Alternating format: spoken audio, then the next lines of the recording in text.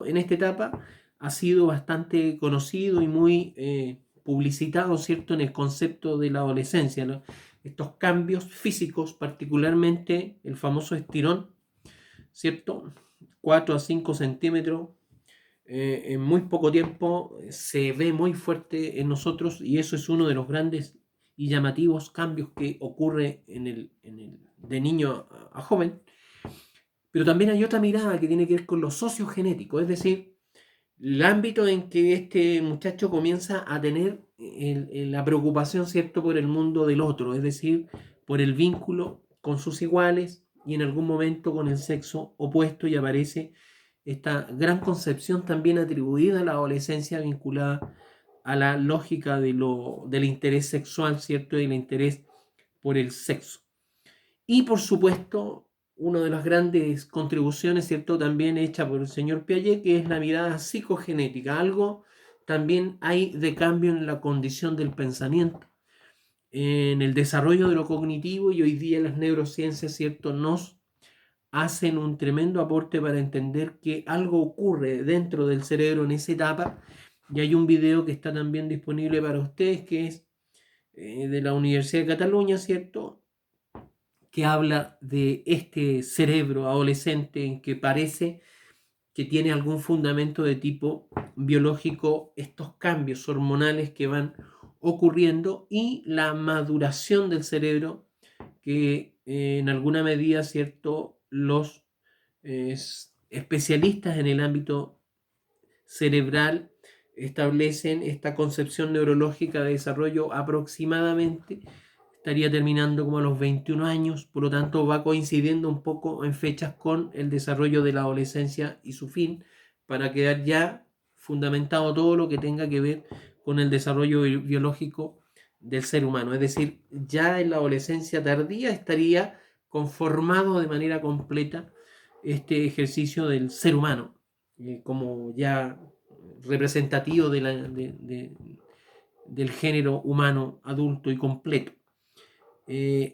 Esas miradas son las que son de alguna manera problematizadas en este artículo, y es un interesante principio para entender este concepto de la adolescencia, y no solamente poner atención a estos evidentes cambios biológicos y a algunos de los principios que se nos han ofrecido, ¿cierto?, como de alguna manera, por decirlo, como manifestaciones muy claras y casi para mi gusto de titular de este ser llamado adolescente. Por ejemplo, desprolijidad en su aspecto físico. Esto como el desdeño, ¿cierto?, al orden, a no quererse vincular mucho con la higiene, por decirlo de una manera cortés, falta de interés, ¿cierto?, por limpieza y orden en su contexto. Este principio como de rebeldía, como de oposicionismo a la autoridad, ser un tanto provocativo, es como el primero que se le ocurren cosas que socialmente no están como normadas o permitidas. Su preocupación frente al tema cognitivo y escolar, por supuesto, van a perder cierto interés, y se nota o denota muchos papás este tema de el rendimiento escolar un poco disminuido. Y desde el punto de vista de una conducta que a los papás molesta mucho, ¿cierto?, esto de el dormir en exceso, como hay una especie de cansancio permanente y muy poco productivo, es decir, un poquito esta lógica de la vagancia, de no querer estar focalizado en una acción productiva de manera motivada y focalizada. Bueno, ese tipo de hitos de este personaje se ha popularizado mucho, se ha establecido como una manera propia, como una identidad, por decirlo de alguna manera. Lo curioso es que según los estudiosos, entre ellos Erikson, el mismo Vygotsky, Piaget, entre otros, establecen que él estaría ahí en una búsqueda de identidad. Entonces, ¿cómo al mismo tiempo estos elementos, estos hitos que establecen su caracterización, sería al mismo tiempo la identidad. Ahí hay un juego un poco perverso.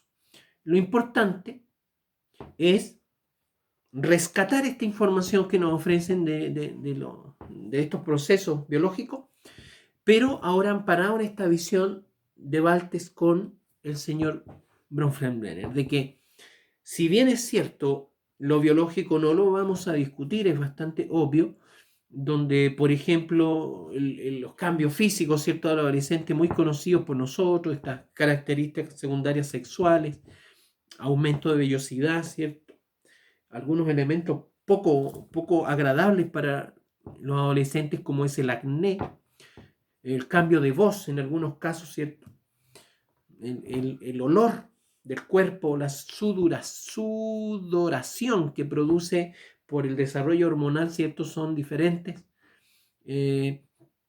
Nos van a hacer clara evidencia de que está produciéndose un cambio en el niño, y entonces este ejercicio que yo les decía, de transición hacia un sujeto completo, que es la versión que nos han ofrecido, estaría entonces mediado por esta lógica del adolescente. Y por eso también se estableció este sujeto poco claro, que no sabe si es niño o si sabe si es adulto. Y entonces toda una psicología dirigida hacia ese sujeto. Yo llamo a ser un poco más amplio en la mirada y promover también el tema del contexto, que va a ayudar mucho a que no necesariamente todos los niños que van pasando por este proceso debieran responder a esos hitos, o más bien eslóganes ofrecidos, y que entonces nosotros, desde esta lógica de lo hermenéutico, vayamos teniendo ese criterio un poquito más amplio y no mirar desde un lente de adolescente a este sujeto llamado adolescente, sino más bien entender que ahí hay un aporte también del contexto, y el mismo pudiese estar constituyendo la lógica de lo que estamos llamando adolescente. Y ese juego es lo que yo estaba en algún momento declarándole entre la primera y la segunda clase que hemos tenido. Bueno, si ustedes revisan el PPT de esa clase, verán los elementos específicos, ¿cierto?, que se les ofrece como contenido para entender estos cambios. En lo biológico particularmente, ¿cierto?, que es muy poderoso, es muy llamativo, la adolescencia temprana, entre 11 y 13 años, la adolescencia intermedia, ¿cierto?, o media, 14 a 17, entre promedios, y la adolescencia tardía, que ya pudiésemos estar llegando a los de 17 a 21 años, a terminar supuestamente esta etapa. Y ahí es donde se ve cómo van desarrollándose el físico, el crecimiento, este estirón que les comentaba. Sobre todo la lógica de la cuestión física y la preparación para la condición sexual y la procreación, por supuesto. Bueno, por supuesto esos son los elementos más llamativos. Hay un modelo interesante de un señor de apellido Tanner que aparece en su PPT, que puede ser interesante a quien le interese toda la particularidad de procesos que van ocurriendo en este desarrollo, particularmente físico, porque él lo ha estudiado con mucho detalle, esto hasta, por ejemplo, la cantidad de vello que va ocurriendo entre las etapas y estadios que él le va dando numeración, y ha sido muy específico en estudiar ese fenómeno que, por supuesto, tiene su interés y tiene su valor, pero va obedeciendo a esta condición, ¿cierto?, de transformación del cuerpo de niño a cuerpo de adulto, y las implicancias que pudiese traer las veremos más adelante, ¿cierto?, en las relaciones con el ámbito de lo social, con el ámbito de lo moral y con por supuesto, el ámbito del vínculo, que es tremendamente importante. Por supuesto, aparecen cosas vinculadas al tema sexual, que es uno de los grandes temas que debe ser trabajado en esa etapa, por el despertar a la condición del sexo, ¿sí? Ya sea con menarquía, ¿cierto? Con la primera regla de la niña y las emisiones o erecciones frecuentes nocturnas o sueños mojados que se le ha dado, ¿cierto? El concepto a los varones, que es donde despierta, ¿cierto? Su condición sexual y lo que está anunciando, obviamente, es la preparación biológica de la procreación. En conjunto con este desarrollo físico, con este salto físico, le pasan también fenómenos a condición de tipo cognitiva. Y eso es muy interesante no perderlo de vista. En ese ejercicio se va sin dejar de obviar, ¿cierto?, la etapa de Piaget, que ya nos dice que ahí hay un sujeto intelectualmente concreto, son sujetos muy concretos, y por eso hay que tener mucho cuidado porque pensamos que por ser grandes ya están en una concepción más abstracta, más de pensamiento, operaciones formales, cosa que no necesariamente, sino hasta ya entrada la adolescencia tardía, incluso ya en plena condición de la adultez temprana, pudiésemos aspirar a esa condición. Se supone que pudiese llegarse a esa lógica ya con el tema hipotético, pero si nosotros vemos en realidad lo que está ocurriendo en nuestro momento, vemos a estos muchachos estableciéndose muy en lo concreto todavía, con muchas concepciones más bien ideológicas y siendo capaz de pensar desde lo real hacia la ilusión. Y eso es uno de los ejercicios más complicados en el sentido de la utilización que se le pueden dar por terceros a estos muchachos conocidos como adolescentes. Es decir, es una etapa también de cuidado, junto con ser bastante maravillosa al mismo tiempo. Es donde se puede soñar, ¿cierto? Se puede destrabar esta condición de la realidad muy concreta y directa que tenemos alrededor de nosotros y se puede comenzar a abrirse a espacios mayores de interés, y ahí donde están la posibilidad de ambas cosas, de soñar hermosamente o de utilizar, ¿cierto?, a estos soñadores con fines bastante a veces egoístas de otras personas y de otras maneras de entender la necesidad humana.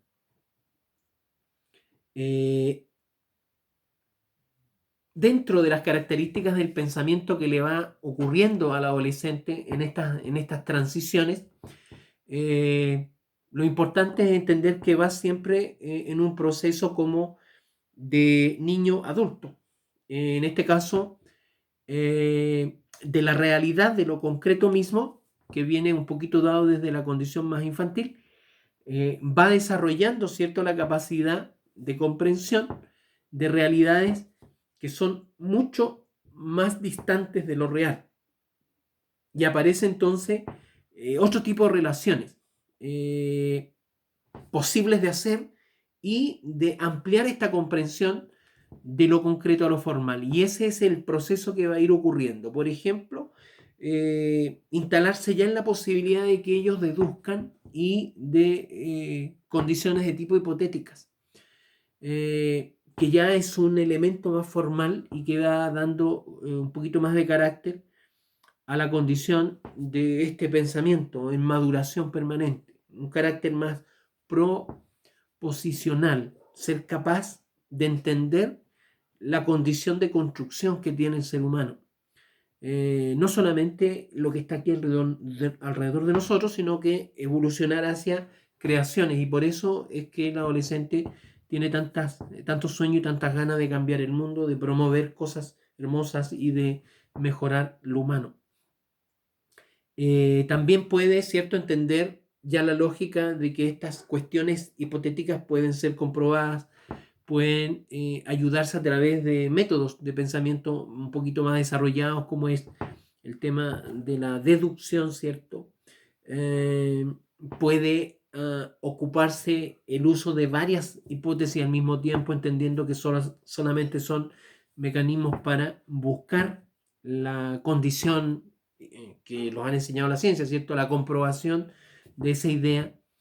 Y son capaces de entender que se van convirtiendo los datos en proposiciones y podemos actuar sobre esas hipótesis, comprobarlas o no. Esos ejercicios, como características funcionales del pensamiento, van desarrollándose en esta transición que es importante entender dentro del proceso de adolescencia. Hay elementos que importan rescatar dentro de la información de esta etapa. Por ejemplo, las características estructurales que va ocurriendo en este fenómeno del proceso o pensamiento inicial, ¿cierto? Del formal, que ya es como la parte de mayor desarrollo que tienen en esta etapa los seres humanos. Interesa establecer, por ejemplo, 4 transformaciones que permiten ir desarrollando esta lógica del pensamiento de lo concreto a lo formal. Entre ellos, la concepción de la identidad, la negación, la reciprocidad y la correlación. Son mecanismos de transformaciones que pueden ser ya de a poco ir entendiéndolos, ocupándolos y operacionalizándolos para ir desarrollando ideas, proyectos y concretar fenómenos de la vida directa en su condición de estudiante, en su condición de amigo, en su condición de sujeto social. E incluso hoy día, ¿cierto?, podemos ver este elemento de protagonista de cosas sociales dentro del mundo del ciudadano, de lo cívico. ¿Qué otro elemento importantísimo dentro de este fenómeno? Son algunas características que nos ofrecen algunas investigaciones, entre ellos el señor Elkin, que también está en sus contenidos, habla de algunas características muy típicas del adolescente. Por ejemplo, habla de la tendencia a discutir. El adolescente tiene esa condición como habilidad de estar permanentemente en discusión de todo. La indecisión, esto de costarle mucho lograr, ¿cierto?, decir esto es lo que yo quiero, porque puede cambiar permanentemente de idea. Algo que muchos, ¿cierto?, padres y madres reaccionan a sus hijos, que tiene que ver con que comienzan a ser cuestionados o criticados en esta etapa por sus hijos porque son expertos en encontrar fallas en las figuras de autoridad en este momento de su vida. En alguna medida también se ha configurado, según las investigaciones del señor Elkin, esta idea de hipocresía del pensamiento adolescente. Bueno, es muy evidente, ¿cierto?, que tú, al no tener configurado todo el mundo conceptual, se permite esta condición de conscientemente ser algo y luego no serlo. Y se complica un poco el asunto en el sentido de tener muy claro ciertas cosas con su deseo y sus creencias y luego, ¿cierto?, no ser capaces de conllevarlo a la vida misma, a la realidad. Entonces ahí hay una cuestión que es muy evidente en ellos y no sé si en el concepto que estamos hablando seas muy privativo de la lógica del adolescente. En el cuestionamiento que hemos estado haciendo las etapas, no debieran ser estas cosas, comillas, dependientes de la etapa de la adolescencia. Bueno, la autoconciencia, ¿cierto?, comienza a ser bastante importante en ellos y la suposición de invulnerabilidad, es decir, una especie como de energía de superhombre que los hace ser a los hombres particularmente muy temerarios y a las damas muy luchadoras por sus ideas y por sus principios.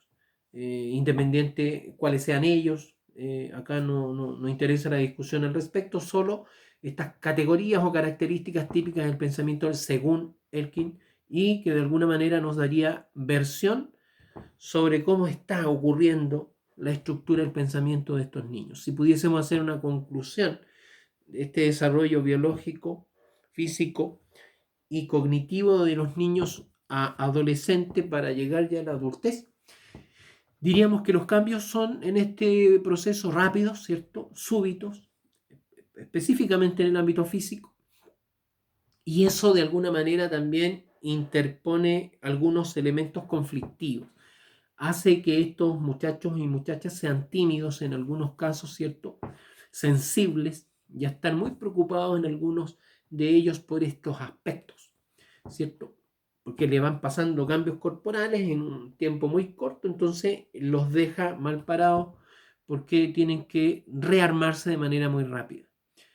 Otra conclusión importante es que pueden hacer comparaciones angustiosas, dado que hay muy fuerte espejeo con sus otros compañeros y los que están alrededor, que son permanentemente pares. Por su parte, los cambios físicos, cognitivos y emocionales deben relacionarse permanentemente al proceso de modificación de la estructura cerebral, es decir, las nuevas investigaciones vinculadas a este tema neuro va dándonos esa comprensión de que esto está muy vinculado a lo que está pasando en su estructura cerebral y justificaría en algunos científicos muchos de los comportamientos específicos de esta etapa. Finalmente, el pensamiento adolescente presenta cambios significativos, ¿cierto?, a nivel estructural y funcional, que permiten ampliar el mundo de lo real a lo posible. Es decir, se va pasando entonces de lo concreto a lo formal. Estos cambios se articulan con todo. Es decir, no es solamente algo que ocurre en la cabeza o que ocurre en el cuerpo, sino que todo está articulándose de manera bastante complementaria. Lo físico, lo emocional, lo social, lo moral. Lo interesante como dato es que no necesariamente está en un desarrollo homogéneo, y ahí es donde aparecen angustias, miradas un poco críticas desde el punto de vista existencial, aparecen estos ideales preocupantes para los papás, ¿cierto?, que son a veces ideal suicida en muchos de ellos, porque estos desarrollos no son armónicos ni homogéneos todo el tiempo. Bueno, eso nos prepara para entender la fase que nosotros llamamos de desarrollo social y desarrollo emocional, que son elementos muy importantes de entender para nuestra condición de tipo psicológico, dado que involucran justamente ese desarrollo, el desarrollo psicológico de estos elementos que le acabo de dar. Y en este caso sería integrada en nuestra clase número 3, que es la que pretendo concluir con este primer video. En este caso, el desarrollo, ¿cierto?, que nos compete emocional social, y por supuesto este desarrollo vinculado a los sistemas normativos que generalmente llamamos el desarrollo de la moral. Bueno, en este caso, uno de los personajes más interesantes para poder entender esta parte de la historia es un psicólogo muy reconocido porque se ha dedicado a trabajar en el desarrollo moral del ser humano. En este caso, el señor Colbert. Piaget, por algún contexto, ha logrado tomar o logró proponer algunas ideas al respecto. Lo mismo Vygotsky, Erickson, por supuesto. Incluso el caso de Freud se instaló en algunos de estos elementos morales, vinculados más bien con la condición de lo social. Pero Colbert, de verdad, hizo un ejercicio muy interesante, y por eso su validación y la importancia que él ha tenido ha sido enorme, porque es uno de los estudios más avanzados en este ejercicio de entender los mecanismos y los principios que él llama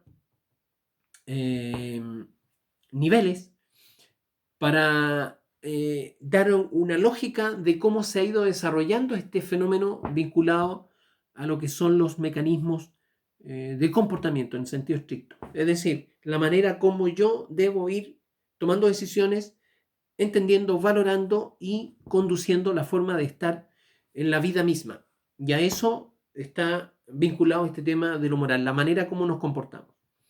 Bueno, Colbert estableció en sus investigaciones un interesante proyecto basado en un dilema, el famoso dilema de Haynes, que instala una problemática y en base a esa problemática pide soluciones, pide poner alguna opinión al respecto. En este caso, si está bien lo que hizo el señor Haynes, que es el protagonista del dilema, y responder y fundamentar si si dijo que está de acuerdo con lo que hizo, ¿por qué está correcto? ¿O por qué no está correcto en el caso de que no esté de acuerdo con lo que hizo? Ustedes tienen ese dilema en la presentación de la clase número 3, que es un dilema moral, ¿cierto? En el cual se propone un señor que tiene a su señora muy enferma de cáncer, ya moribunda, y un señor profesional de la farmacología que descubre una droga, ¿cierto? Se preocupa de hacer esa droga, en que los médicos la validan mucho porque cree que es capaz de poder salvar a las personas de cáncer, particularmente esta mujer. Pero el farmacéutico tiene en principio mental algo muy específico que pudiésemos incluso algunos calificarlo de materialista, porque a él le interesa ganar dinero. Por lo tanto, cobra una suma importante, cara, 10 veces más de lo que a él le cuesta hacer su droga, $2.000, según el dilema. Y el esposo de la señora enferma, que es justamente Haynes, no tiene ese dinero. Entonces, él busca por todos sus conocidos, personas y familiares, hasta que logra juntar, pero junta solamente la mitad, $1.000, y le dice al señor farmacéutico por qué no le vende la droga para salvar la vida de su mujer por menos. Y si no puede vendérsela por menos, al menos que le deje pagar después el resto. A lo que el farmacéutico se niega, diciendo que él descubrió la droga para hacer plata con ella, para tener una buena vida. Y es una droga que está ayudando a la gente. Si él no tiene cómo pagarla, no es su problema. Entonces Haynes, desesperado, lo que hace es forzar la entrada del almacén donde está el hombre con su droga, ¿cierto? Y la roba. Y se le pregunta a la gente entonces qué hace, qué le parece ese hecho, qué debería haber hecho el señor, robarla o no. Y según la respuesta fundamental. En base a esto, el señor Colbert comienza a construir de manera muy interesante estos estadios de razonamiento moral que don Colbert establece entonces cómo el niño, el adolescente y el adulto van haciendo esto, y de 3 estadios él establece 6 niveles para poder entender cómo es que se toman las decisiones en base a esta lógica de las normas. Él habla del nivel preconvencional, habla del nivel de conformidad a lo convencional y habla del nivel postconvencional. Y cada uno de ellos tiene 2 subetapas. Por eso serían en este caso 6. 3 niveles, pero 6 etapas dentro de ellos. 2 en cada uno.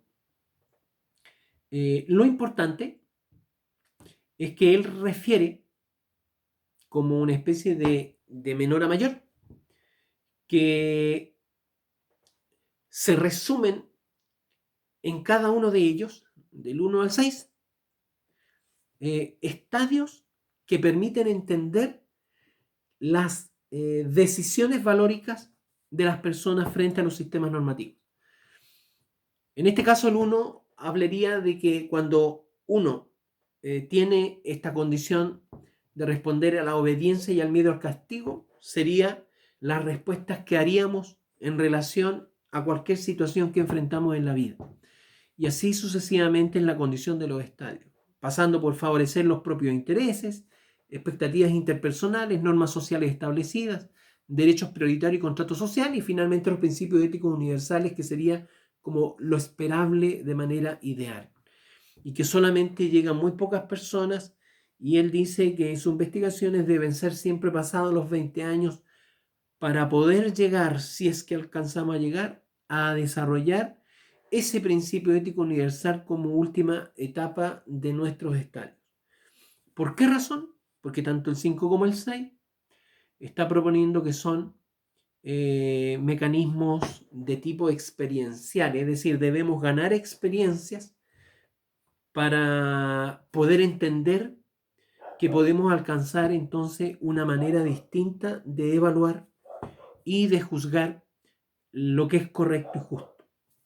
Porque basado solo en experiencias fuertes que hubiésemos tenido en la vida, nos van a ayudar a ese desarrollo del pensamiento, a madurar, ¿cierto?, en nuestras condiciones y estaríamos más o menos como en la misma etapa de el término que nos han propuesto para la adolescencia, y por eso es importante entender qué le va pasando en este proceso de desarrollo de la condición moral del adolescente, permanentemente también con este ejercicio de lo contexto y de qué mensaje e influencia le está ofreciendo el contexto, que no hay que dejarlo de ver. El desarrollo emocional, considerando este ejercicio de lo moral, se va vinculando también con la lógica, ¿cierto?, de lo emocional y lo social. Ya sabemos que ya no pertenece a los niños, no quiere convivir con la idea de los niños, pero tampoco está completamente instalado en el adulto. Entonces aparece acá esta lógica que nos han dicho mucho, que es la búsqueda de la condición de la identidad. A mí me interesa recalcar de que siendo parte, ¿cierto?, de esa etapa, no es exclusiva de esa etapa. Y ya en algún momento lo hemos discutido. Hay personas que sienten, por ejemplo, por volver a estudiar, que vuelven a ser adolescentes, y pudiese ser en alguno de los casos de ustedes mismos. Y eso habla de que hay una lógica un poco atribuida muy declaradamente a esta etapa, cuando la verdad la compartimos en muchos otros ciclos de nuestro desarrollo humano. Lo que sí es cierto, se producen contradicciones y conductas extremas en los adolescentes, pero uno también pensaría, y en algunas otras etapas también lo hacemos. Pero en este caso, el desarrollo emocional y social está instalado en estos sentimientos que están fluyendo en el adolescente con una fuerza y variabilidad extraordinaria. Como sus desarrollos son muy violentos en muy poco tiempo, estos procesos energéticos son muy violentos también. Entonces, su variabilidad son muy extremas. La adolescencia es la edad, nos dicen las investigaciones, de grandes ánimos y al mismo tiempo de muchos desánimos, de los grandes ideales y al mismo tiempo de tirar todo a la basura, ¿cierto?, y no creer en nada al mismo tiempo. Una etapa en la que emerge quizá una imagen propia muy contradictoria consigo mismo y le produce una especie de larga batalla consigo mismo al no estar de acuerdo con esa imagen que tiene de sí mismo, diciendo yo soy, quiero ser esto, y al mismo tiempo no me gusta esto que quiero ser. Entonces hay un ejercicio de turbulencia en lo que tenga que ver con lo emocional muy, muy fuerte en los adolescentes o en esta etapa que han llamado adolescencia. Por supuesto, aparece una condición fuerte de confrontación, de rebeldía ya muy concebida, para empezar, por su propia condición, no ser capaz de controlar sus sentimientos. Y eso lo instala también en una lucha, en una guerra con lo social. Si consideramos algunos autores, algunas bases teóricas, ¿cierto?, tenemos principalmente al señor Erik Erikson, y en esta etapa del señor adolescente,